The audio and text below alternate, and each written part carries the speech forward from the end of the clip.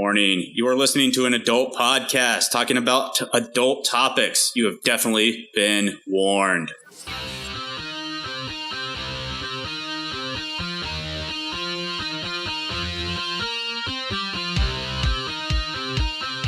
I love dead air.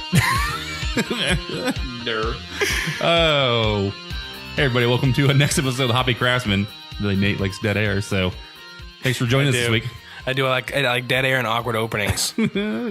So, yeah, here I am. Brandon's here. I'm here. Hello, guys. Yep, Thanks for having me. Oh, wait, no. We got Brandon on. Thanks for having hard to schedule. Thanks for having me in my own house. Yeah.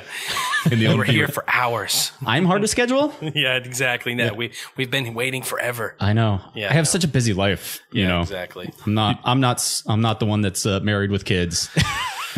Children. You're children. living the dream. Child.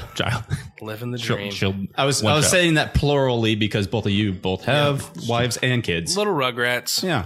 Love and marriage. Mm-hmm. So it's funny, I was editing the last podcast and we started out talking about how freezing cold it was in Arizona, and today we have the door open. It was like 80 degrees today. 2 weeks later, 83 degrees outside. It is gorgeous. Falls upon us. Fuck that. So happy groundhog. He did sad. not see his shadow. Winter is over in the Valley of the Sun here in beautiful Phoenix, Arizona. Don't do that, dude. It was going to be so nice for you guys at Hot Strong Beer this weekend. It still will. And now it's going to be fucking warm. Nope. Yeah. It's going to be amazing. No. I'll take it. It should have been 75. I will take it opposed to the freezing temperatures. I thought I was going to be jealous. I'm going to get my suntan on. Sunblock. Drink some beer. Wearing no shirt this year? No shirt. Guns out, sun's out. Nice. That Hoppy Craftsmen shirt's going to go to waste. It's going to be in my back pocket like a flag. Yeah, okay. Yeah. Dangling out of the back pocket. So no, you're twirling it. Cut the arms off and have them real deep on the sides like a gym shirt. Sun's out, guns out, baby. Yes. But yeah, super excited about Strong Beer Fest. I know. Nate, we actually just found out you're not going. So. Yep. I'm bowing out this year. I messed up. I slept. I snoozed. And now I'm going to have to hear about tickets are still available. We might twist your arm. Yeah. I'm not waiting till 1 o'clock. It's not happening. I'm not going to go in with the rest of those fucking losers. Sucks to be you, buddy. You're the fucking loser for not going. No, I know. I am. Ouch. There's not too many beers that I won't be able to get. So that is true, but it is a fun experience. Oh, it's the best. If you're into craft beer and looking for a fun time, February, beautiful weather, Strong Beer Fest is the way to go. I'll be making the round at the Real Wild and Woody this year. We're gonna the Hoppy Craftsmen will be represented there. We'll see you in July. Yeah, exactly, man. So last episode we talked about Strong Beer Fest, and actually episodes should be releasing tomorrow, I believe. So people actually hear about this. That. This will come out afterwards, so we'll have to actually tell you guys how awesome it was. Wasn't that a good episode? The next episode, right? Isn't that a good one? That is true. So, but we are drinking beer though, aren't we? We are. Oh yeah, that's part of the show. So we're talking about beer and we're drinking beer. There's going to be a lot of beer this episode. We're actually we decided to have a little fun with this episode because a lot of the different beer events that are going on around with the Arizona Beer Week that actually just started today, the 9th of February, 2017. There are a lot of fun beer events that are going around the town here, and so we decided to have our own fun little beer pairing with Girl Scout cookies. So we're going to go through a couple different beers and pair them each with a Girl Scout cookie. So first up, what do we have there, Chris? All right. So before we start that, I would say... is this your pairing? Yeah, it can be my pairing. Wow, nice. So somebody else is doing this pairing. We talked about it, again, last episode. It's like fucking weird how we always talk about the same shit. It always kind of goes together. It's actually Four Peaks. Four Peaks is doing a Girl Scout cookie. And I know, I saw that. I think we're going to do a better one. So I think so. Yeah. Spit in their face. Ours is going to have actual craft beer. Yeah, there's going to be better beer involved. We'll have independent beer. Yeah, Come on, guys. There you go. Independent beer. Was this for your first selection for this, or did this just get poured? No, it was actually... I had this beer and then we paired the cookie to it, so it actually worked out. Did it? I didn't get the cookie and then I can see this pairing. Go right ahead. So the beer my wife picked up for me.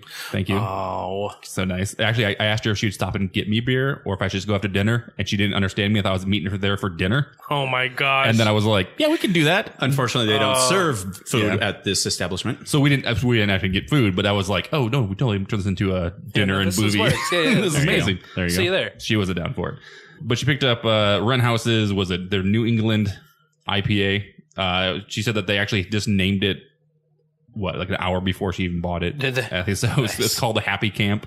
Actually, when I saw it, I was like, "She get the wrong fucking beer." And so I had to go look, and she was like, "Yeah, they just named it." I was like, "Oh, okay." Yeah. 8.16. Doesn't say the IBUs. It's just a slash. It's a very a juicy style as we've been enjoying lately. Hazy double IPA. The juice bombs. Following the style right now. You know, it's funny. I saw their pictures and I was like, oh, this might be close to, you know, that 24K or something like that. And not even, but it's not. It's its own thing. Oh, it's hazy. It's hazy. Arizona hazy. Right.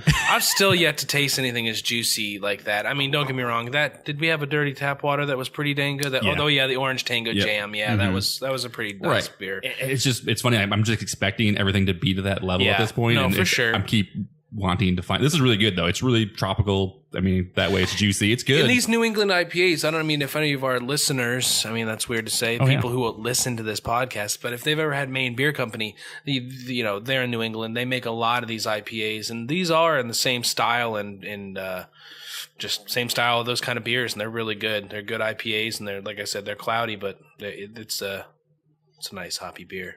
Nice. I like it. So the cookie we actually picked to pair with this is what is it called? I just want to say Savannah Smiles. It's a crisp, zesty lemon wedge cookie dust with powdered sugar. I thought it would be good. You know, citrusy beer with lemon citrusy cookie to go accompany it. It's funny. I don't buy a lot of Girl Scout cookies. The only ones I know are the other two pairings we're going to have later tonight. Those are the only ones I ever get. So those are the other names. I was like, I think this one's actually relatively new. The Savannah Smiles here. First time I've seen it. Super lemon. Yeah, that's good. Yep, lemon wedge with powdered sugar. Kind of looks like a little beignet-ish style thing. Little lemon, wedge look to it. Crescent. Half moonish, I don't know, whatever you want to call it. But I don't know. It's, like you said, zesty, very lemony, and I think it really pairs well with the nice citrus flavor of the England IPA. That does go pretty well. I gotta get more cookie. Get that like that lemon. Stuff your face. We each have a few cookies in front of us that we're munching on and following up with the beer or trying the beer first. Yeah. So funny story. I threw this out as a suggestion for the topic for the podcast yesterday, or before the day before we recorded this.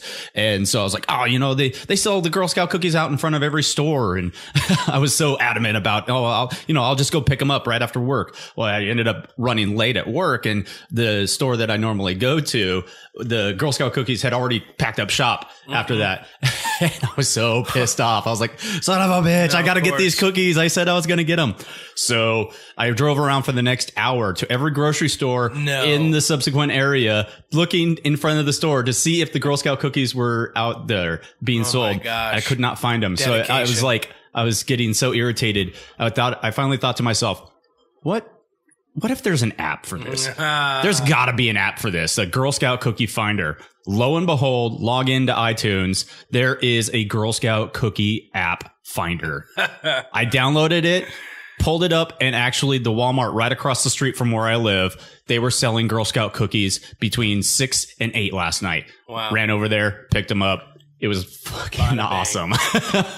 It is dangerous and amazing at the same time that you can just like log in and find Girl Scout cookies like that. I mean, you think it'd be kind of like a pedophile's like dream, right? Even where all the little girls and kids are somewhere. That seems a little. It was, yeah. Really, I ran up to the guy. True. I ran up to the guy, the father and the two girls that were up there, and I'm like, I need cookies, and I was like, that just probably seemed really creepy. Kids, I need cookies. Yeah, I'm like, I need this one, this one, this one, this one. And they're like, wow, you really know what you're going for. I was like, I had a shopping list, so I needed to. And I was like, I am thankful that you guys were here, and I used the app, and it's amazing. That's so cool. That was my little dilemma last night, picking these cookies up, but I made it, and that's awesome. They are perfect. It's a fun little smiles. It's a fun little pairing. Yeah, this is good. Yeah, it's funny. I think the sugary lemon zesty actually helps balance out the kind of the bitterness of this a lot. Yeah, and it helps bring the lemongrass kind of taste out there. Yeah.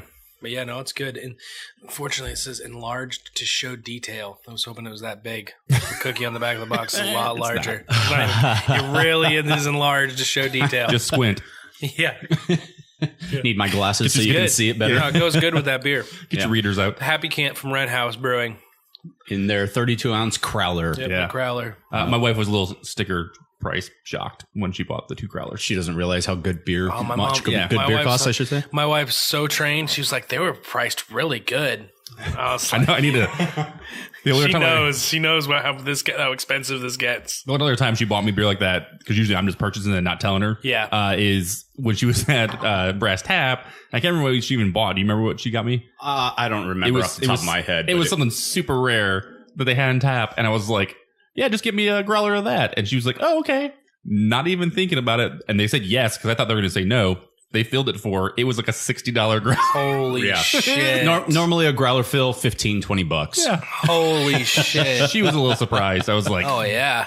I didn't think they were going to do it. Oh, I went to 12 West and they charged me $25 for a 64-ounce fill the other day, and I was like, "Dang!" But it was still really good.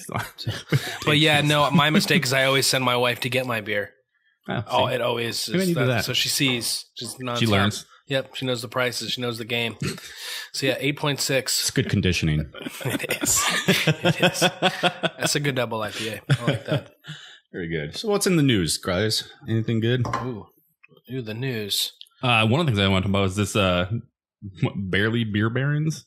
It's actually going to be a new show on... Man, that looks sweet. Amazon, right? Yep. Amazon. The first series is the first season streaming now. The Beer Baron... Yeah, the Barely Beer Barons. The Barely Beer Barons. And it's, I believe it's their story about getting a brewery up. Right. Propped up and going. And I hadn't heard of that until you sent that stuff out over early in the week, and I was doing some research on it. And that show, that's going into the slot. It's getting slotted.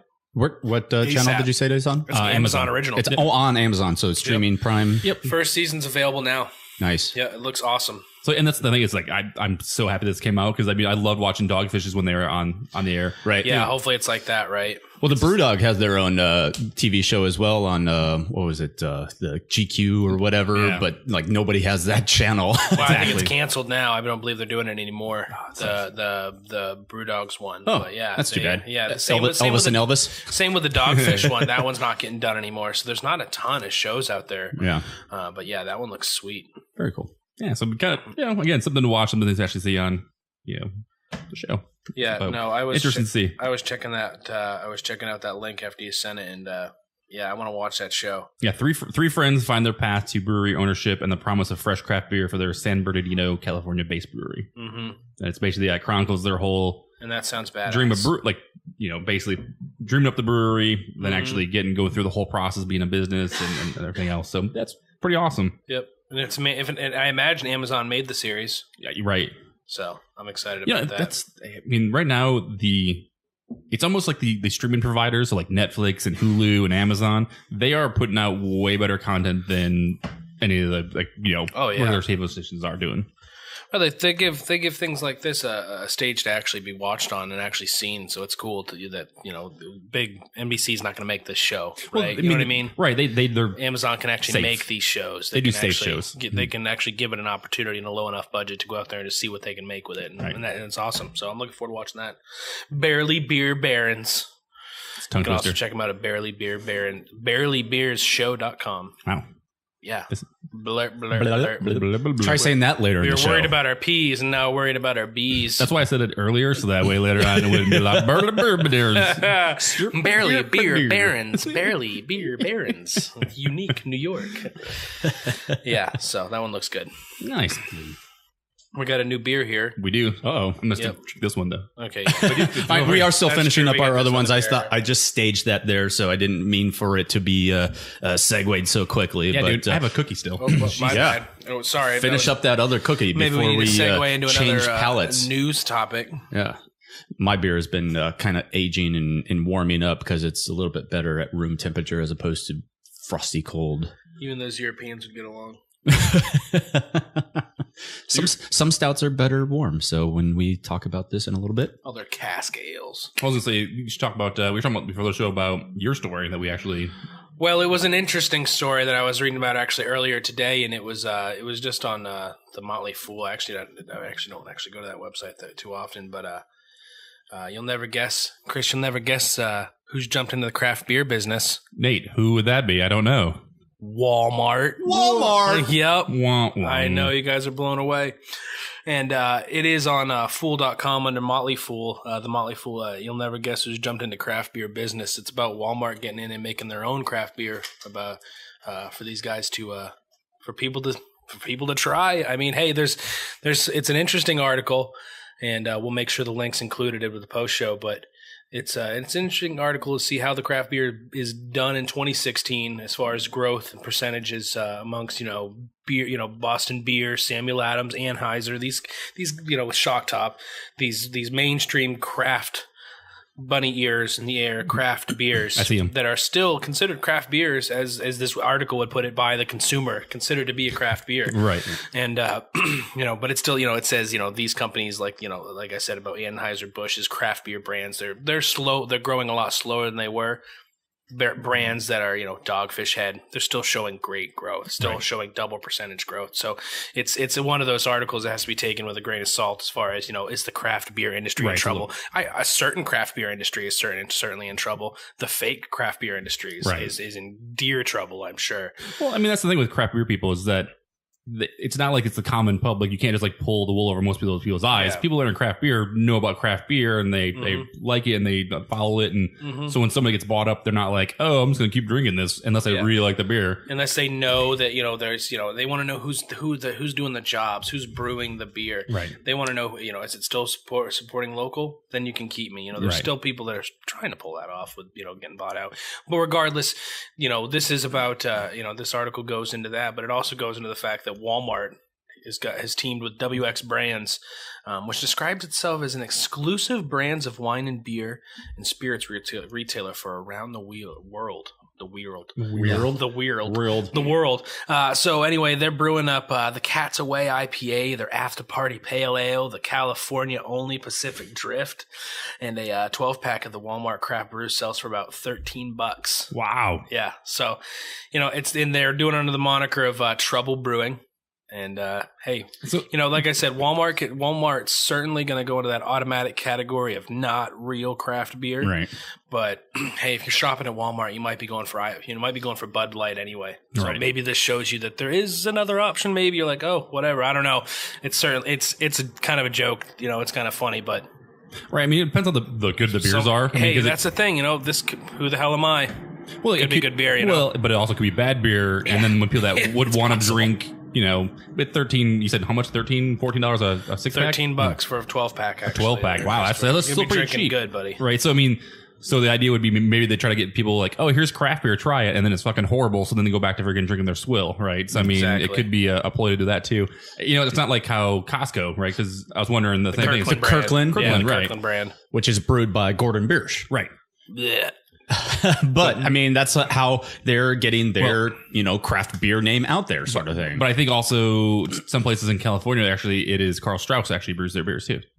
So yeah, it's another chain, right? It's another craft brewery brewing their beer. It's still better than some no name liquor fucking conglomerate brewing beer for them. Mm-hmm. You'd think, but so hey, who knows? I'll never find out. Yeah, exactly. Right? So it goes out too. The reality is that the Craft Brew Alliance in New Belgium and a lot of these other places are actually suffering, but they're making beer that they're from companies they bought. And, Shock Top, are we all going to be upset if Shock Top stops getting made? Nope. No. So, if that's craft beer, then see you later. It's like the people that drink Blue Moon. But Walmart's in to save it for us, and they're going to start producing some beers for us to help get the craft beer, the good craft beer word spread. Good on them. Do you have some time for our Lord and craft Savior, Chris?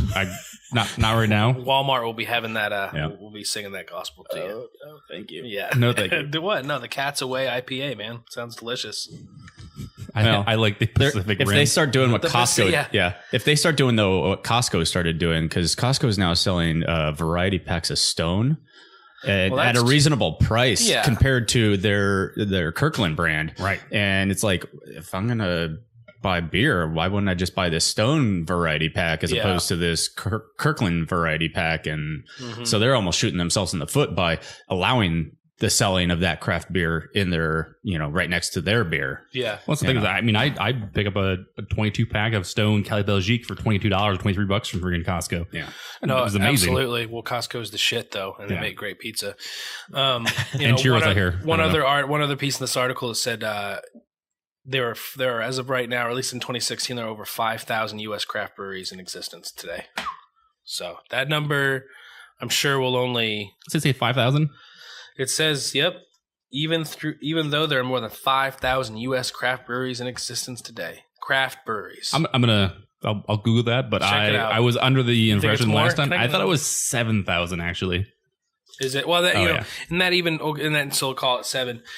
There's going to be plenty of falling off by the wayside. Right. There's too many breweries out there that aren't doing it the right way. That are doing it well, they stick with the we got an amber, I got a red, and I have this pale ale, and then we're gonna those are the ones we release. We have these very seasonal, static beers, and you can't do. I mean, you can do what you like, but the way people's tastes are right now. I mean, it's got to be a local. It's got to be you got to be doing something special. So, hey, I wish all the power to new breweries, especially in the area, but there's a lot of them. Yeah, so the competition's stiff. Yeah, right. Good luck. So there's another article actually kind of fades into a little bit here. Is Beer Advocate put an article out, said that is overrated, overused. Oh, that was kind of a silly article. Yeah, it's not very long. It just kind of goes into it, but people use the term overrated a lot for like celebrities and things, and they've seen it a lot in beer.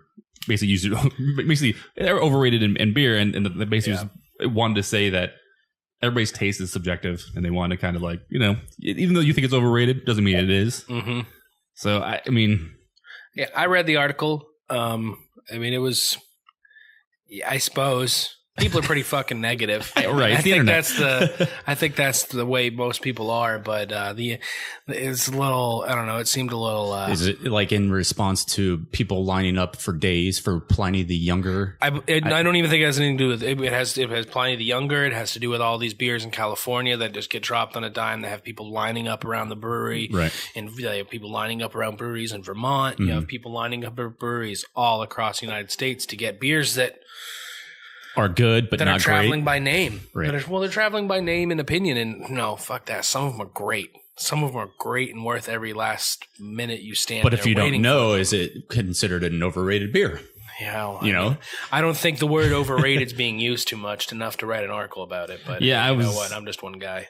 I mean, I guess my knowledge is overrated. Yeah, that's right. I don't even get that. You yet. said it. Go ahead. But yeah, me.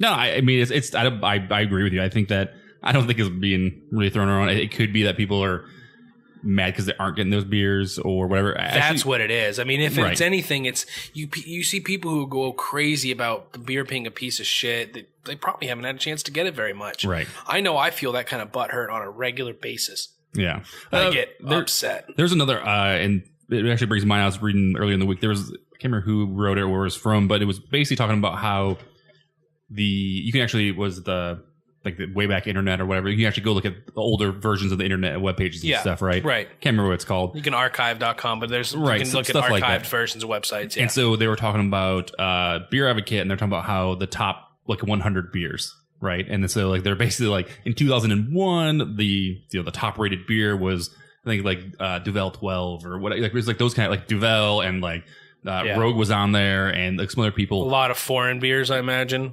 Yeah, I mean Westentine 12 or whatever. Westerleben or whatever there. Yeah, absolutely. Those beers are on there, and they're because those are the old school hard to get beers, right? And then they started moving out of there, and then you go into the mid 2000s, and then actually today, now it's basically really big stouts and really big IPAs dominate the top 20. Oh, I'm sure. And so they're it's just because, and even actually Unibrow we've had before was in the top 10 before for double 2-3 years in a row. Mm-hmm. Not there anymore. It's never in there. Mm-hmm. And it's does that not necessarily, because it's not in, again, these beers we're getting right now, people could say, hey, this beer is technically overrated because you can get, Unibrow at every freaking store you go to, Absolutely. That's a great beer, but I mean the top 100. You can't call a beer of please go ahead.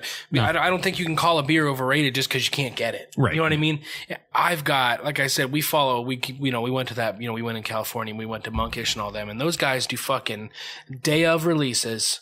They let you know at 2 p.m., be there at 4 p.m., and that shit hurts my heart. You know what I mean? It hurts my heart. It's because I want to be there for that, but I can't drive 4 hours and 2 hours. I haven't figured out a way to do that yet. So, nope. it just makes me want to be like, that shit is probably overrated. That shit is probably overrated. It probably sucks. Whatever. I could probably get that anywhere, right? Well, I don't know. Maybe not because I've never had it, but it makes me feel those sour feelings and maybe have that kind of conversation. Mm-hmm. But I think that people need to take when they see a beer is overrated. They should take every opinion with a grain of salt. Right. And I think that's what the spirit of this was, is that, hey, it is taste is subjective. Don't. Yeah. People say that shit, just fucking brushed off. I mean, what's overrated? We talked about this before. There's beers that you fucking can't stand and we love, right? And vice versa. So, nothing barrel aged for Nate, right? Not unless it's wine, whiskey. All right. Yeah, there you go. Yeah, that works. Probably, the thing that hurts, skews most of these, polls and trends is the amount of people getting into craft beer. So the new tastes of people getting into craft beer will maybe skew, the polls that, or the way that beer used to be trend. And speaking off of that point, so many new people getting into craft beer that can't get all this hard to get beer. Right. It's impossible to get so many of these great beers you hear about. Oh yeah, especially you look on social media and that makes people sour. and all the beers are back east, all the beers in California, for us in Arizona, we're 5 hours away from some of these limited releases, and it's hard for us to be able to get to them, or you have to know somebody that lives out there that lucky. Can bottle share. Right. We do get a good distribution network out here. Distribution, and fuck it, we're 4 hours away from a great little fountain of beer. Right. But we can't hop in the car every time a new beer is released. And it's same thing. Try. Yeah. The same thing goes for back east though. Like there's a plethora of beer back east. I've Funky Buddha is one that I've always been, intrigued by, and their maple bacon coffee porter is, such a limited thing out there, but everybody goes crazy for it. Is it overrated? I don't know. I haven't tried it, but it's such a limited thing that everybody stands in line for it. There's a lottery. Dark Lord, people have to buy tickets online just to see if they even get, a spot or whatever, so is that beer overrated? Have you ever had it? Yeah. Oh yeah. It's delicious. But I mean, but again, I think it comes back to, we talked about this before about how IPAs, right? So every year, Hetty Topper and fucking Pliny the Elder's in there, and those beers are great and they're really delicious. I'm not going to say anything bad about them. I mean, Blind Pig's really good too. That's usually not in there. And so is Two Hearted, and that's usually in there too. I can get Two Hearted at fucking every grocery store here. Yeah. Right. And so again, it's like we talked about, exclusivity doesn't necessarily mean it's fucking overrated, but it also doesn't mean that's a great fucking beer either, right? Well, these places like The Alchemist, they're fucking geniuses with the way they put this beer out. They want to put out the amount that they can produce in their brewery, and that's the amount they're going to produce. And you will line up, and you will line up and meet what they can provide. They're not going to just keep. They're not going to work. They're not going to keep just pounding it to meet a high demand for beer. They're going to just produce what they can, and you're going to be there, and you're going to be when you can, and you're going to get it if you can. But yeah, to say that just because this beer is on a list, no, I'm listening to one. Yeah, I know you guys are fucking. You guys are rude motherfuckers. I'm just sitting here having a fucking one person conversation. You guys, I got food in my mouth. Yeah, no. To say that just because to finish up this conversation and then we can fucking move on, you cool. Rude pieces of shit. Just because you take a list of beer and you can find Hetty Topper, you can find all the beers that you listed. Right. Bullshit. There's not some brewery we don't know about making some crazy fucking beer that's amazing that just didn't have enough exposure to make that list. Yeah, exactly. It's not. Yeah, exactly. It's bullshit. It's just, if anything, those beer lists are old the day that you see them. Right. I mean, there's so much new stuff happening all the time. It's a popularity poll. That's what it comes down to. Right? Absolutely. It doesn't mean it's the best beer. It doesn't mean it's the whatever. It's totally most popular. Yeah. So go ahead and move on. In my hand right now, I have a delicious Thin Mint. What could I drink with? What could I eat with this? Or I don't know. What would you think to pair with a Thin Mint? I'm feeling very hairy. Heaven. I'm feeling very. Well, I mean, hairy. You are a bear. So. Oh yeah. Sorry. I'm a power bottom. Wow. All the power is derived from the bottom. If you listen to the earlier warm-up, you would understand why that's true. My voice warm-ups. Go ahead, Brandon. Yes. Anyway, so my pairing, I decided to go with a Thin Mint, the classic, the favorite. Everybody loves Thin Mints. If you don't freeze them, there's something wrong with you. But my beer pairing that I decided to go with to complement the Thin Mint was the oak-aged Yeti Imperial Stout from Great Divide. We've talked about Great Divide this past several episodes at least, and decided it's about time to actually have them on the episode. Yeah, we actually haven't had a Great Divide, huh? It's weird. So this is the first of Brandon's fave. My favorite brewery, and this is the first of, I'm sure, many Great Divide that we will have in future episodes. God knows they make enough of them. Yeah, so this is the first of the quarterly Yetis that they produced. So this is the January through March. Gotcha. Actually piggybacking off of last quarter, and they changed up their quarterly session for the Yetis, which we spoke about last time, but they just rolled it over for the next quarter essentially, since they already had it. But the chocolate oak aged Yeti, available now January through March. It is where did it go? 9.5% Imperial Stout, bottled on January 16th, and we're drinking it. Was it bottled that recently? 2 weeks later. Yeah. So that's impressive. The Great Divide out of Denver, Colorado. You're still doing something right if you can get beer in people's hands that quickly, right? Oh, that's awesome. Yeah. So let me ask you a question. If you could not get that bottle and that size, you put you in a 12 ounce, would you do it? Would you buy those? Oh, absolutely. So this is a 22 ounce. Right, a bomber. I'm sorry, I should say that. This is a 22 ounce. If I could get like a 6-pack of them or a 4-pack of them. Right. Or yeah, I mean, if you, instead of actually, paying whatever you paid for that, $10.99 at Liquor Express. Thank you. So thank you, Liquor Express. Thanks, Cal. Thank you, Kyle. Name dropper. So if you couldn't get that bottle in that big of one, but you could buy it for a little bit cheaper, and maybe in a 12 ounce bottle, would you do that? I would. Is there a reason behind that question? No, just surprise us with a 12 ounce bottle. No, I mean, I could put one in a 12 ounce bottle for you if you want, but I could fill it for you. No problem. Yeah, I mean, they make their series seems to be in 22 ounce bottles. No, understandable. Yeah, I would buy that. The question is, it's not just that one, but any beer, right? Pick your favorite beer in a bomber. Would you buy in a 12 ounce bottle instead? Kind of like the one we're going to be talking about later for Nate's pairing. That does come in both 12 and 22 ounce or 16. Is it 12 or 16 bottle? I think it's 12. 12. It's 12 ounce. 12 ounce bottles. So I already put them in the refrigerator. You're welcome. I didn't want them to explode in my freezer, so you're welcome. Nate's gonna explode in your freezer.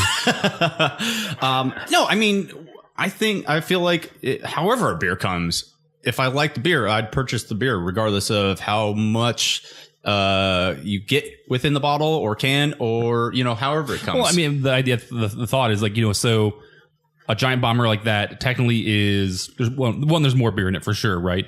It's also usually kind of paired with a beer being a little bit more rare or exclusive, right? Because you're not going to have a 6-pack of 22 ounce bottles you'll be able to buy. But if you see a 6-pack of the beer, right, it might be not as rare, it might be more common, so you might not actually pick it up. Right. Yeah, I guess it's more dependent upon the style of beer, the type of beer. This, I feel like, is kind of just like if you're going to drink a single 22 ounce bottle of this, that's your night. It's your whole night, right? Like as opposed to a session beer where you can buy a 6-pack and have multiple of them.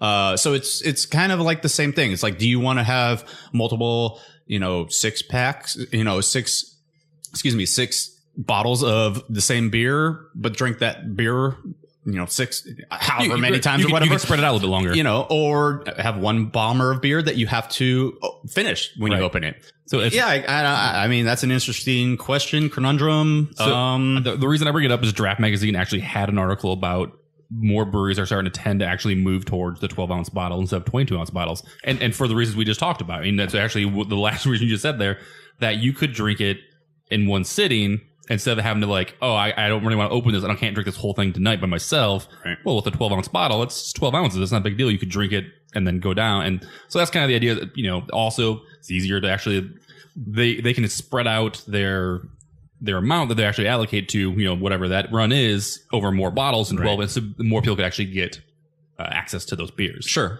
But I guess you're limited to is, if it only comes in a 4-ounce or 4-pack or 6-pack, do you have to buy that whole 4 or 6-pack? Can you go to Total Wine and get it individually, or a local bottle shop and get it individually? So that also plays into it, as well as like, this is a $10, $11 bomber. But how much are you going to pay for those 6-packs as well, or 4-packs? Oh, you're going to pay more in the long run for more of them for sure. Right. I mean, that's what's going to. It's going to be less money. But it's the way you want to go. You want a lesser amount. You don't get me wrong. I love the way that we're drinking this crowler from this 32 ounce crowler and the 32 ounce cans from Wilderness. But when you get to 22 and 32 ounces, you're either making a commitment. You're either saying to yourself, I'm about to get buzzed. This is my night. Oh, yeah. Or you're saying to yourself, I need to share this with somebody, or half this shit's getting wasted. Right. Or I'm going to save make it. those decisions. Yeah, you're going to save it. You're going to sell it. You're going to for a bottle share or whatever. Yeah. And But it just sits around. So, I mean, that's the thing is, I mean, I can see the downside of it a little bit, but I mean, the benefits of that, I kind of like. And I think depending on your bottle shop you go to, I can't imagine they're not going to split those up.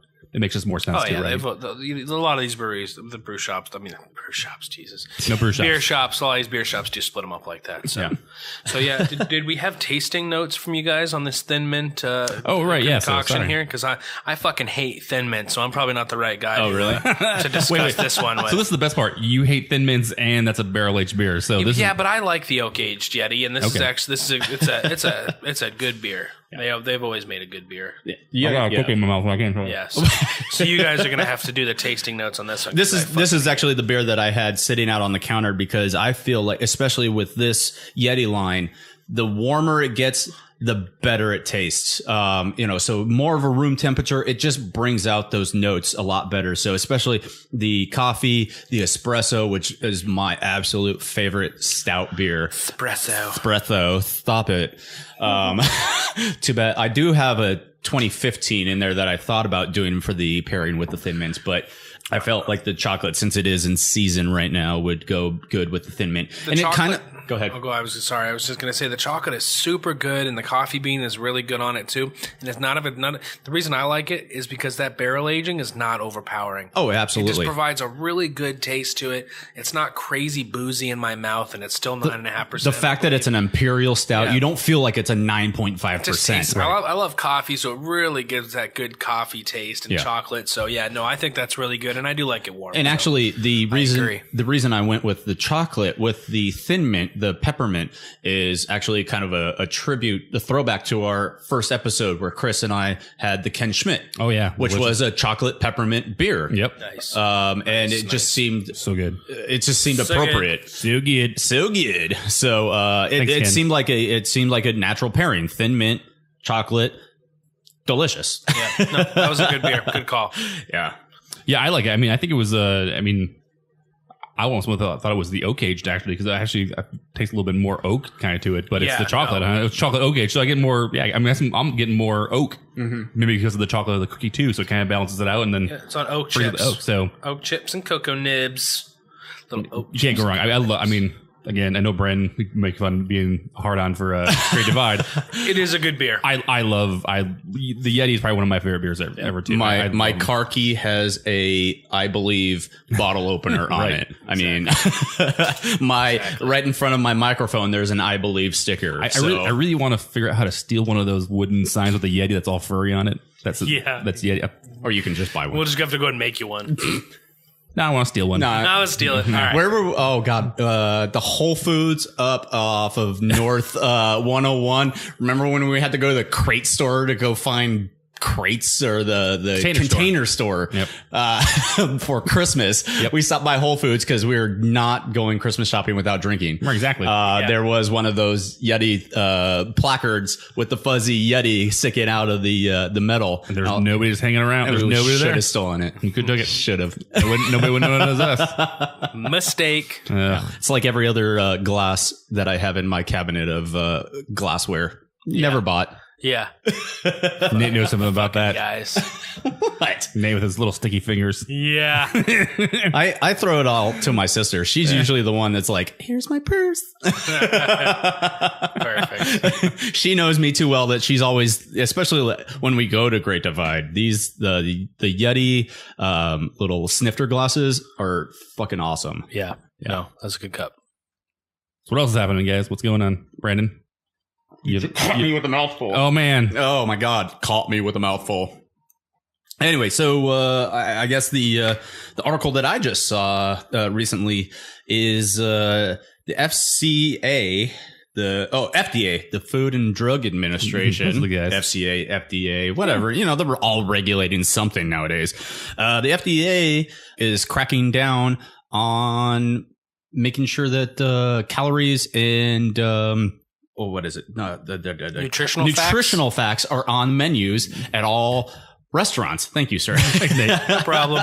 It's sitting right in front of me. That's why I'm here. It's all right. Sitting right in front of me on the article, and I can't fucking speak. The one time Nate actually fucking feels shitting in. Fucking help out around here. The one time he does it, more it's him fucking stumbling over his. Thank you, Nate, for the hand me out there. No problem. Anyway, so the FDA is cracking down on chain restaurants listing the nutritional facts on their menus, and not just for food, but for wine and beer as well. So any establishment that has more than 20 restaurants, so like your Buffalo Wild Wings, your Chili's. They should just do it for every one of them. Fuck it. I'd love to know how many calories were in this big IPA we were drinking tonight. Yeah. I'm sure it'd be fucking terrifying. Everybody should know that stuff. It should be on every can. Why not? Per half serving, it says. Yeah. I mean, don't get me wrong. I don't want to burden our burgeoning craft brew scene here in Arizona, but hey, I wouldn't mind seeing calories on any beer I drink. Fuck it. So originally this was thrown out by the FDA back in December of 2014, and they gave a 2-year window for these restaurants, establishments to implement this onto their menus. They've actually extended the date, and it's not supposed to kick off until May 5th of 2017. But all these larger establishments, like I said, Buffalo Wild Wings or Chili's, they all have to have the nutrition output on their menus for not only food, but beer and wine. Yeah. But the FDA did say that it's kind of hard to regulate that with a lot of these beers, and it's hard to narrow that down into a calorie count. So there's actually going to be how do they even do that? There's actually going to be allowable ranges for what the beer will be. So it's like if it's like a 300 calorie beer, it might say 200 to 400 calories or something like that. So there's actually, there's going to be leniency with the beer, at least. The nutritional factors for the food might be a little bit more strict, but for the beer and the wine, at least, they're going to have the nutritional facts on it. So I thought that was interesting that, especially with a lot of the establishments that try to coordinate with craft breweries, I don't know. Most of the time they brew these and they don't know how many calories. I was going to say, I'm sure they don't have a set way of even figuring that out. So, they're going to send it off to some laboratory so they can have it tested for us. But they said it's regular menu items. So your Bud Lights, your Coors, anything that's a regular menu item. So local craft beers might not be a regular menu item. It's a rotating thing that they might not necessarily have to have on the calorie in, nutritional facts. Right. And then my thought is that, that's kind of an unnecessary burden on a new business, right? So if you do have to send it out to a lab, right, and get your beer tested every time you do it, we don't need to do that. That's a real big burden on some of these, opening kind of craft breweries. It's like, hey, before you sell any of your beers, you got to fucking get all of them set out and tested. Yeah, that's a lot of fucking money for somebody who can do that shit, right? But that's not on the brewery though. That's on the establishment selling the brewery. Okay, so if I was a brew pub and I actually sold my own beer, I wouldn't actually have to do that. It's the regulation. You said 20 plus restaurants. 20 plus. Yeah, the regulation is on larger chain establishments. That makes sense. Okay, so your Four Peaks that sells its own beer might even not necessarily have to it. Yeah, it's 0 calories. Yeah. very, very, very light calorie. But they have few restaurants, so not even they need to wear. Yeah, 20, I guess makes sense. They said the FDA might cut, it to more regional or local establishments in the future, but it was mostly for the big chain places that, because they said on average, people eat out at least 2 or 3 times a week. Yeah. So, if you're worried about counting your calories when you're eating out, then especially for food, then, that needs to be on the menu. But then, if you want to partake in a libation, then why not have that on the menu as well? Yeah. So no doubt about it. I thought it was interesting. And especially, I've never seen a calorie count on a beer ever. Yeah. No, there's like suggestions of what it could be. Not a beer I wanted to drink. Yeah.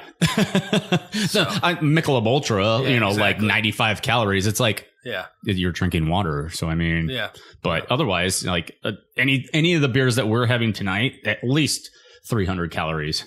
Oh, Jesus. At least. That was way to, I think it was like a point system or something. You can figure out the ABV versus whatever. Not to mention the 160 calories that I just intook by eating 4 Thin Mints. Oh, you're welcome. I'll have dinner now. You fat ass. Hey, at least we're consuming while we drink. So thanks, Fitbit. Yeah. Let's flog those calories. Flog. Yep. Did you say flogged? I flogged my calories in my Fitbit. Calories. I do this and it logs my calories. That's what you guys do? Oh, okay, you flogged your perfect. calories. Okay. All right, you Ruxined it. Yeah. For anybody that watches the league, you'll know that. When I first got this, not that I did that, but I tried to see if that would actually some kind of like I could defeat the Fitbit whatever, and it doesn't work. Not so much. No, it doesn't work. Yeah. I mean, I jerked off somebody else, not me. That seems weird. Dutch rudder. Dutch rudder. Remember, I we Dutch talked ruddered somebody. 2 episodes in a row. We talked about Dutch rudders. And Perfect. I think that's 3. It was actually Nate that Dutch ruddered. So Yeah, well, full disclosure, Dutch it was rudder. Nate that Dutch ruddered. Yeah, exactly. With a Fitbit. Yeah. Didn't work. So Perfect. experiment over. And now we have our next beer pairing. So we'll go ahead and do. Brandon, so I can't close. pronounce this one. It's your beer, man. You got to try it. Hazelutely Chocotubulus. There you go. I think I did that. Nailed You it. did it. I think I did that. Nailed it. Hazatutely Chocotubulus. Candy bar in a bottle. Twice from in a row. Rogue. Twice in a row. Wow. Yeah, dude. You're amazeballs. I Now know. you're not going to be able to do it on. Hazalutely Chocotubulus. Boom. Candy bar in a bottle. Anyway, 60% hazelnut brown nectar ale brewed with natural flavor and 40% chocolate stout brewed with chocolate. Candy bar in a bottle. I mean, the name. You would Wanna go assume number 4? you would assume that there was chocolate in that beer. I don't know. It's Hazatutely fuck. Oh, There it is. 3 times the charm.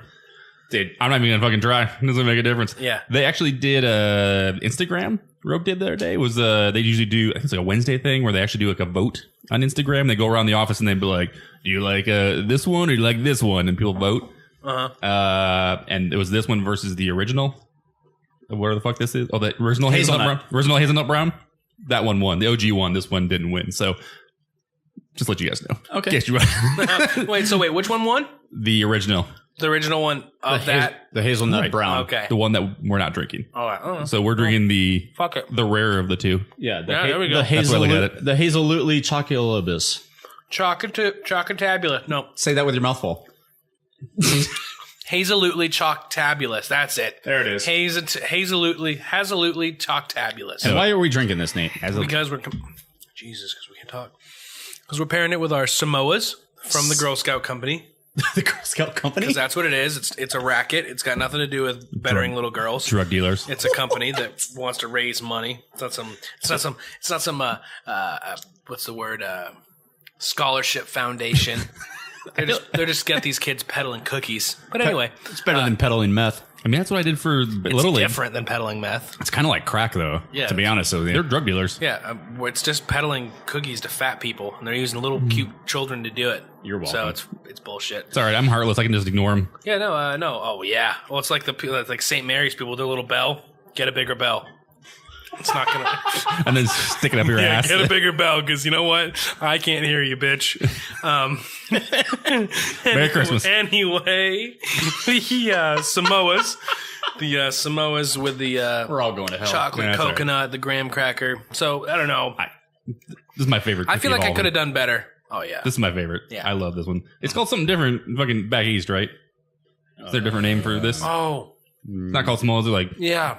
tagalongs or some shit like They that. used to be No, called there something is a different. You're tag-along. absolutely Right. right. They used to be called something different. There's a different name. Well, I think it's 2 different places make the cookie, and they call them fucking different things for some odd reason. Well, we have this thing Figure called it out, Brandon. the Googles. We'll keep talking. Google that up. But yeah, no, this Samoa and this is my favorite. This one, people love Thin Mints, and I'm okay with it, and they're pretty good. But yeah, this is the shit right here. This I is feel the like one. it's a good pairing with the two. Not a lot of people like coconut, though, so that's the hard part. Is like, Well, anybody who doesn't like coconut's a piece of shit. wow, how do you really feel? That's it. Girl I love Scout Chris. cookies. Me and him just had it out. I love coconut, Yeah, though, you so did. what the fuck? Yeah. I love Chris. I love coconut. Anybody who doesn't like it's a piece of crap. Wait, people that like coconut or me? Which Oh, which yeah. one are we? I don't have to specify. Well, that's really good though. It's really hard. Still googling. It's really hard to actually eat a cookie and then talk at the same time. Yeah, It is. it seems rude. Sorry, No, I'm not gonna do it. Sorry, not sorry. I'm not gonna do it. No, I'm just gonna do it. I don't care. Oh, I'm gonna do it. All right, fine. No, I'm gonna do it. I don't Yeah, they have another name, but whatever. Oh, Brandon, find it. We'll keep talking. Yeah. talk with your mouth full. Yep. No, Yeah. it's a. I don't know. We're going with the chocolate. It's got the hazel, coconut brown. So I don't know. It's good. Hey, in a pinch, I feel like it was a pretty good pairing. No, that's good, with man. more options, maybe with more beer. Like I also brought the Velvet Merlin. Without less than 24 hours of notice. Well, when you pair with things like this, you almost need to taste way more than one beer anyway. So it's hard just to figure out one off the name. Here, I'll try both of them and let you know which one's better. Yeah. Do it.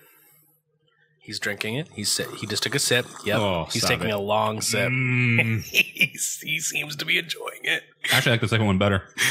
you like it with the Merlin? Yeah, Merlin's really good with it. I ate all my Samoas. Sorry, dude. No, what the hell? Yeah, I didn't take one of yours. There's a whole box in front of you, son of a bitch. There's a whole box there. That's why the only thing I'm seeing is something about caramel delights. No. Caramel delights? Caramel delights. Nope. Caramel or caramel? Yeah, I was gonna say do we really want to get into this? Caramel delights. Okay. That's caramel delights then. Caramel delights. Caramel delights. Caramel delights. Caramel. I'm caramel guy. I will say, you know what? Full disclosure, when I was younger, I thought caramel was something more fancy. And then caramel was like, a lower grade candy. So, Mommy, we get to have the caramel tonight? No, it's the caramel. Caramel. Caramel. Yeah, I think caramel was the low one, and then caramel was like something fucking fancy from England or some shit. You'd be right. Yeah. I like them. Oh, it's delicious. Actually, my favorite is the plain sugar cookie, the trifle. I don't know if this just devolved into just straight up the shortcake cookie. I'm sorry, not the sugar cookie. The trifles. Yes, no, Nate. You've trifled with the wrong person. No, I said cookie. I think this has just devolved into just eating cookies and beer, but it's still a good time. That was the premise of the show. Is a beer pairing with cookies. I mean, if you started the show and we said we're going to drink beer and pair them with cookies, and you were expecting fucking us to eat cookies during the show, if you didn't want to hear fucked up. Obnoxious sounds the whole time, well, I guess you should have done something else with your time. I think we just devolved into just debauchery. I just got rude and then I accidentally ate a Thin Mint. Perfect. That's the wrong beer. Yep. Well, Nate, so actually put an article about Sweetwater and Sam Adams. I know you're a huge Sam Adams fan because they're from Boston. Clearly. I read that article. And you know what? What was the catalyst in pissing off that guy from Atlanta?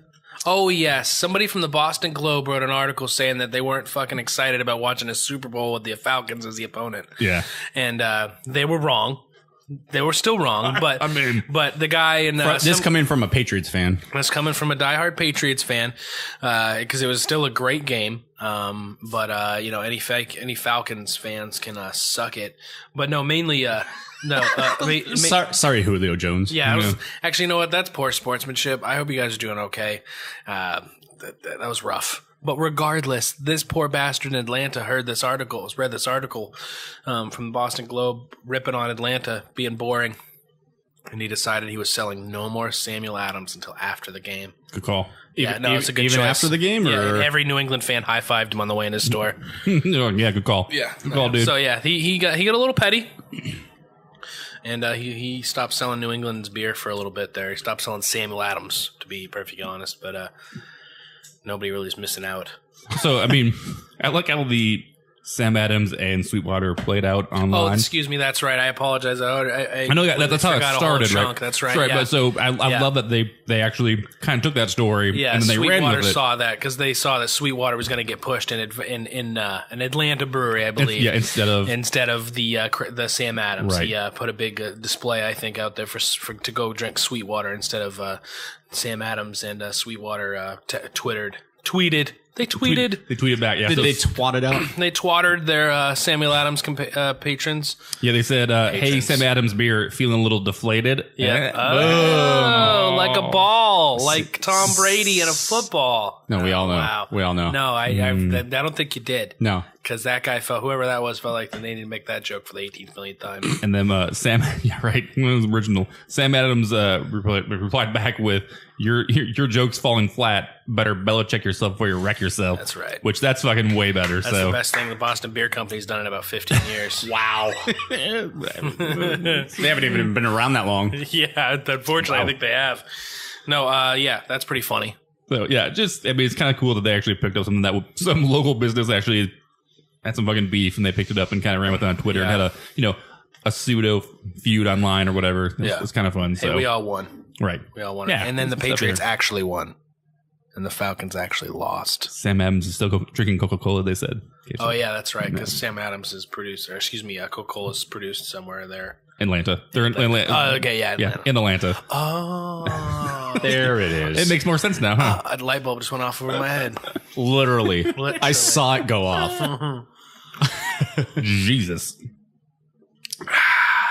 So thank you for that, Nate. So which one did you like? Did you guys try them with both? Or did you just try them with the one? I tried them with both. You're right. The Velvet Merlin's better with the Samoa. I like it. It just cuts a little more. Honestly, I didn't try it. I already ate all my cookies. There's more. Whoops, there's more. I'm a fat ass. Come on. I achieved like fat kid level status 8. Oh my god, fucking. Whoops. That was a little loud. That's 3D. It's 4D. I achieved fat kid level status 8 last night by picking up 4 boxes from the Girl Scouts. So we're only having 3 tonight. What happened to the other one? What happened to the fourth one? It's being hidden. I told you the trifles. The trifles. Oh. Take a little bite. Try it with the Merlin. Truffles. It's the shortbread one, but I will try some of the Samoa with the Velvet Merlin. And I will give you your play-by-play. He's placed it in his mouth. He's chewing. Yes, he's got a smile on his face. Yes, it's still a smile. The Samoa is good. Yep, he likes the Samoa. Now we're going to go. Oh, there's a little bit of lip there. Yep, the fingers got to get the flavor. Oh, still smiling. I do actually like the Merlin better than the... it just kind of cuts a little better through the flavor of the Samoa, and it just kind of flavors. It feels like there's almost too much going on with the hazel and the chocolate, as opposed to with the Velvet Merlin. Like that, the Samoa actually brings out the flavor of the Merlin better. Yeah, I liked it. No, it was good.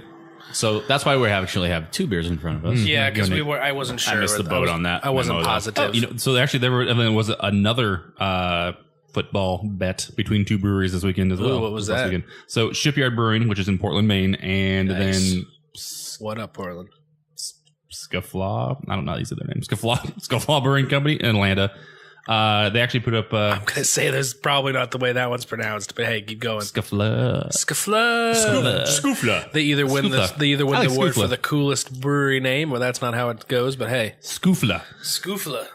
So they actually they bet on the game who would win, each one, and then the opposing whoever lost would have to come to the other person's brewery, do a collab with them, and then actually brew a beer that was indigenous to that area. Indigenous? Yeah. So the Atlanta brewery's going up to Maine. That's what it is. So the Atlanta brewery will have to go to Maine to brew a beer. Yeah, essentially. That's you're right. You know what? That is what's going to have to happen. Oh yeah, because the Patriots won. That's right. I actually forgot that, Brandon. I was like, wait a second. Why is he just assuming they have to go to Maine? It's weird. You're welcome. My season ended when I won the fantasy league, so fuck you all. Yeah, my team won a Super Bowl. My season ended when the Chargers moved to LA. Doesn't affect me at all. It's not even my team. I don't give a shit. Yeah, and then his team moved to LA. Yeah. Sorry. I had the best I'm season a Chargers so far. fan. We're all There's sorry nothing about I can that. do about it. It's lifer. We all win. I'm all in. Yeah, we all win. We all won in the end. Mm-hmm.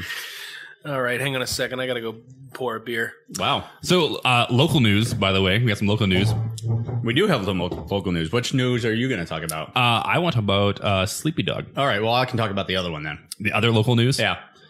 So Sleepy Dog, who is a local brewery based in Tempe, Arizona here, they're actually just down the road from Four Peaks. Which we actually used to be. I'm not sure if we still are. You and I used to be on their Facebook page. The rotating image. On their headline. Right. Picture. We're in the background. We used to go there a bunch. It was right across from our work. We knew the bartenders. They would give us really good deals on beers. Yeah. So why not go in there and have some good craft beers? And it was still while the craft beer game was kind of like establishing itself about 5-6 years ago or so. Right. So, it was an up and coming brewery, right. And it was good. Right. I mean, their what's now stout, really good. I mean, if nobody knows what this Sleepy Dog is, it's actually a local brewery that was actually started by a husband and, a guy and his girlfriend, I think, at the time. They're related. They started it up. All their beers are actually based on some kind of dog kind of theme, right? Mm-hmm. So, Red Rover, what's Snout Stout, Hair of the Dog, I think was one of them. So, 2009, but they recently were purchased. They actually been up for sale for a couple months here. They recently purchased by two brothers, which is Chicago-based. Chicago-based, right? They're from Chicago. They actually have a Scottsdale location here that brew beer from. So they're actually going to pick up Sleepy Dog and actually continue on some of their beers as well. Right. Not sure if they're going to keep the name or the the whole branding of Sleepy Dog itself, right? Or just kind of absorb their recipes and expand out Two Brothers more. So yeah, it doesn't really go into that, but a little article on probably. I would assume it's something similar to what Papago recently did with Huss.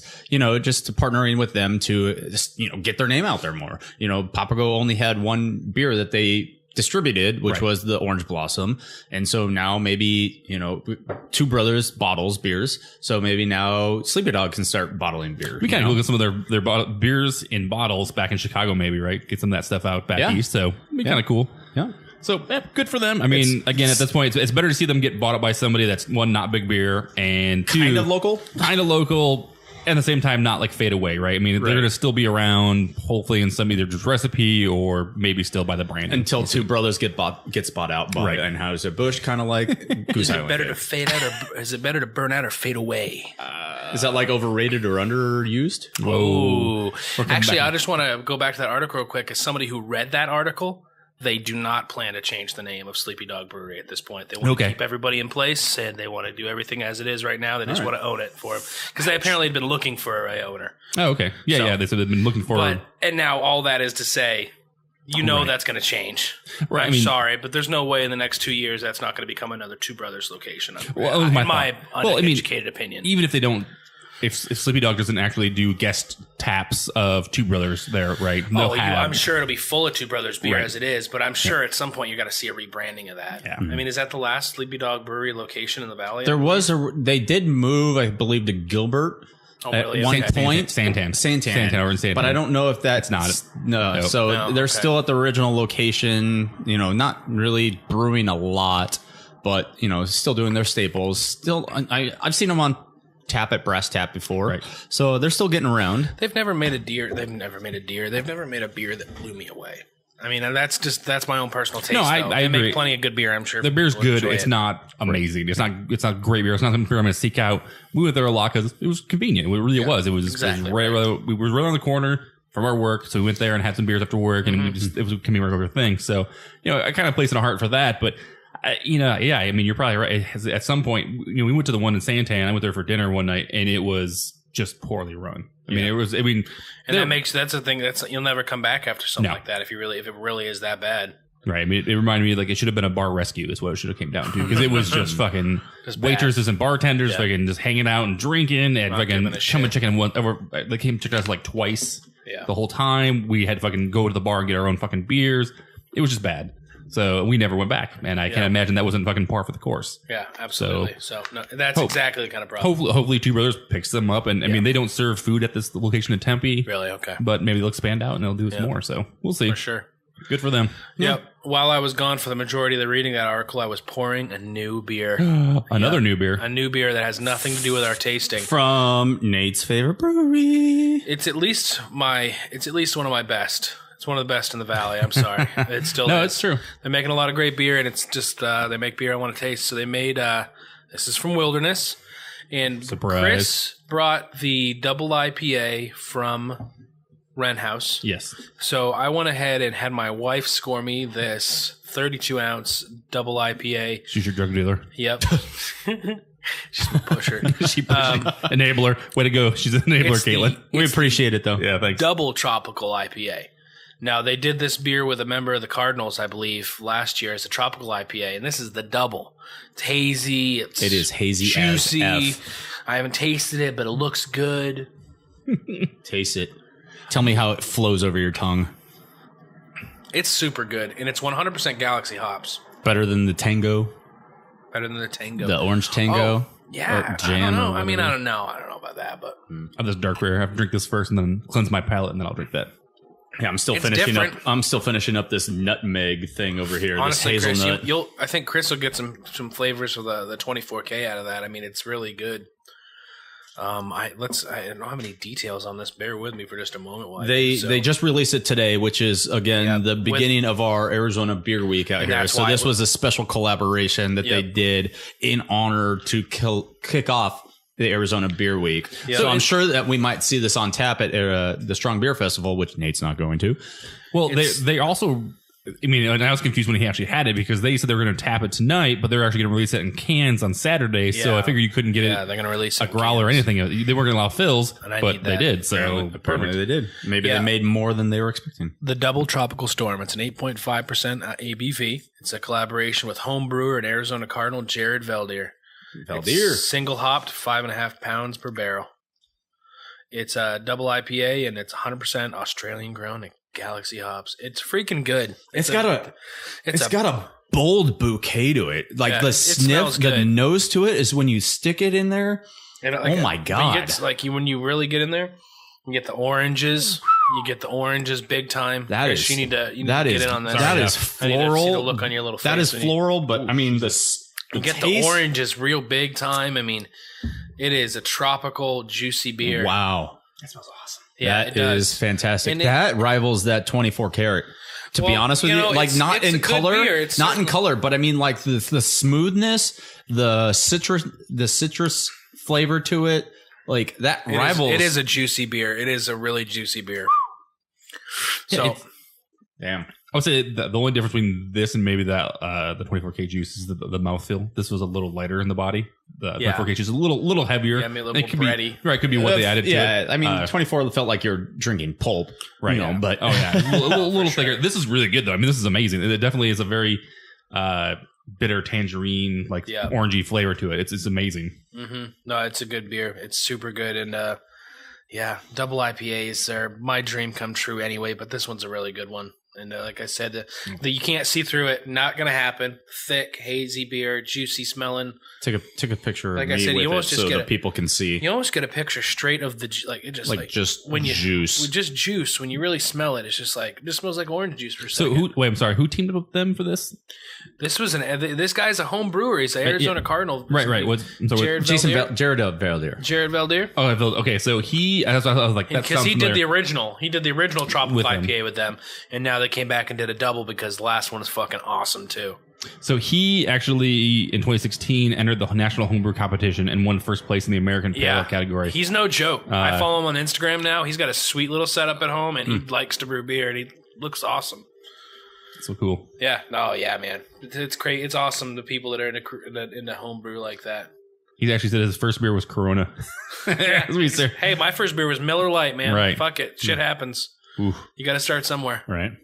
Yeah, at some point we should probably do our little gateway beers. Gateway beers. Yeah, I mean, I can't even imagine. Hey, bubble in my breath. Before I knew what to do, I was drinking Miller Lite. Jeez, man, I was drinking some shitty beers. Right. That's the thing. Wasting my life. What you doing? Yeah, because you're so old. Yeah, you just turned 30. Wasting my beer life. Dick, we're turning 36 next month. Yeah, that's true. That's very true. Yeah. Ouch. Yeah. Ouch. Chris and I, 5 days apart, by the way.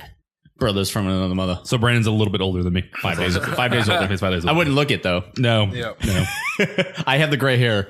I have the no hair. So it works out great. Yep. So the other brewery that I actually have a hard on for is Cascade. They're actually rebranding. I hadn't actually heard of Cascade before you started sending this out to us. They rebranded. They rebranded with their latest can release. Is that right? Right. So Cascade actually ended up. You've probably seen their bottles. They're always selling bigger bottles. They're all sours. They actually. That's a good point. You're right.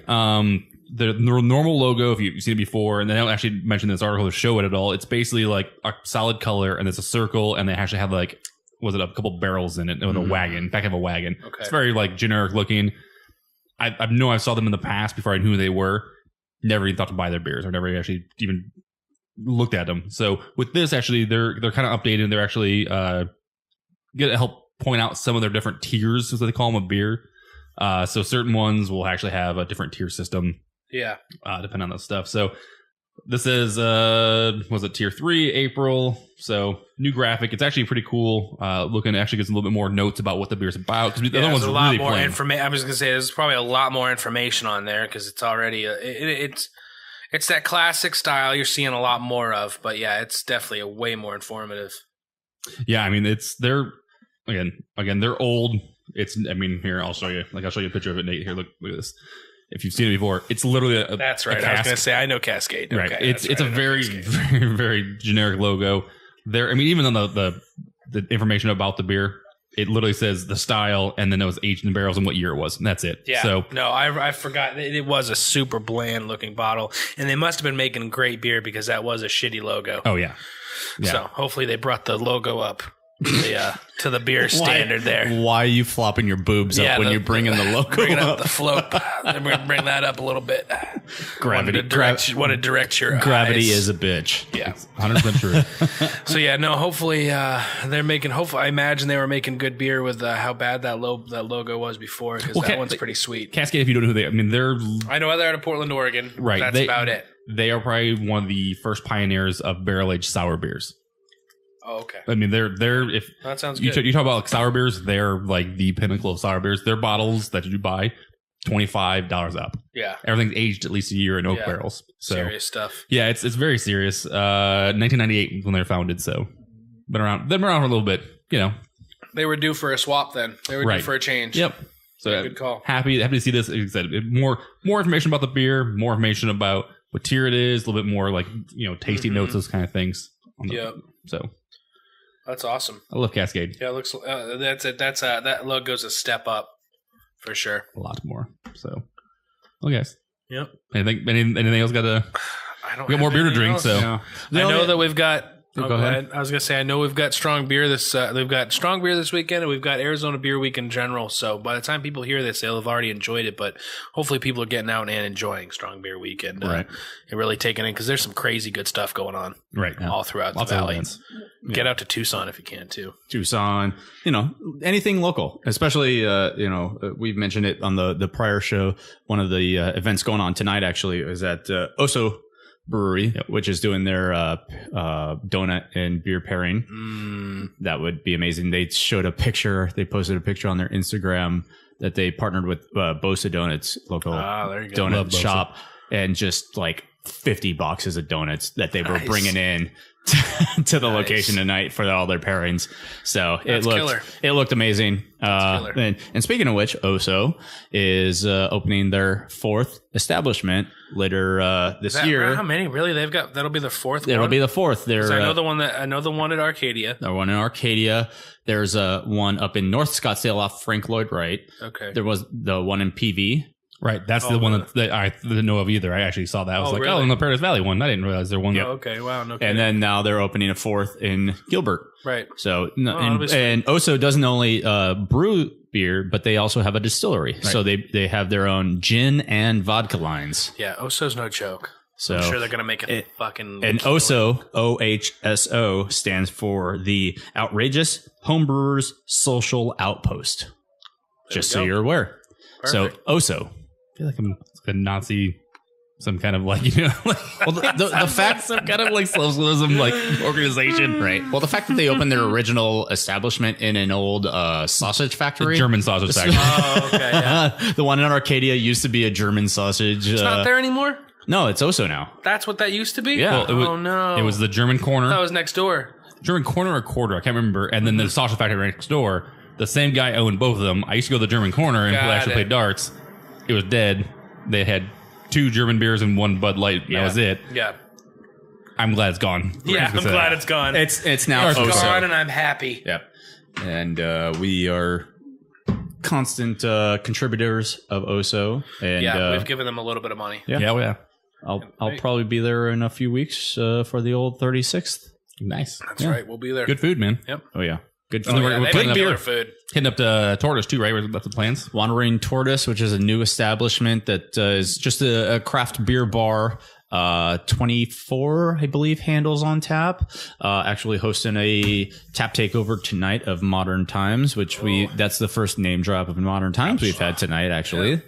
But to kick off their brew week, they're hosting Modern Times and one of only 2 kegs of the Dinosaur World, which is their new that can look amazing. That sounds good. New England double IPA, which drops actually next week in cans. And part of the reason I'm going to San Diego. Nice. So I will be bringing some of that back. Nice. On top of picking up my Stone collaboration with Brewdog. Right. Which just dropped today also. Nice. Excellent. So awesome. Yeah. I'm waiting for some beer trades to come through, so they should be here probably in this week or next week, I'm hoping. So Nice. next show we'll definitely have some East Coast beers to drink. Keeping those under your bill there. Well, I had some of those. I had 24K juice left over, so nice. had to do some of that. And then actually one of the listeners of the show was actually going to Colorado this weekend, and he actually offered to pick up anything that I wanted to get. So some list of beers that we might be able to find, and then he's going to grab them for us. Perfect. So awesome, super excited. listener. Yes. So Cameron, if you're listening, thank you. There we go. Yeah, nice. great guy. What's up, Cameron? So I think that's about it, guys. You guys ready to wrap up? Yeah, it was a good show. Hey, that was some good Girl Scout cookies. Some good beer. Glad I was able to find them, actually, and that we were able to have the pairing. So next week will be Chinese food and beer. Oh my God. Yes. And then pizza, and then we'll eat food every time we do this. We've been meaning to get our friend Dave on, and he said he'd be willing to barbecue for us. Now So that we a actually barbecue need to and plan beer out paste. and work that one out. Yeah, barbecue He'll do and some beer good pairing. shit. Yeah, we're in. But good call. yeah, I guess thanks for joining us and listening to Be our sure show. to tune in. Check us out on the Instagrams and the Facebooks and the WordPress, Hoppy Craftsmen. iTunes. Go check it out. Yeah, so the website actually is hoppycraftsmanpodcast.com. All right, and the Instagram is just at Hoppy Hoppy Craftsmen. At Hoppy Craftsmen. Perfect. Facebook's the same thing. Perfect. Enjoy. All right, guys. Thanks for listening. I'm Thank Chris. you. I'm Nate. I'm Brandon. Later. Deuces.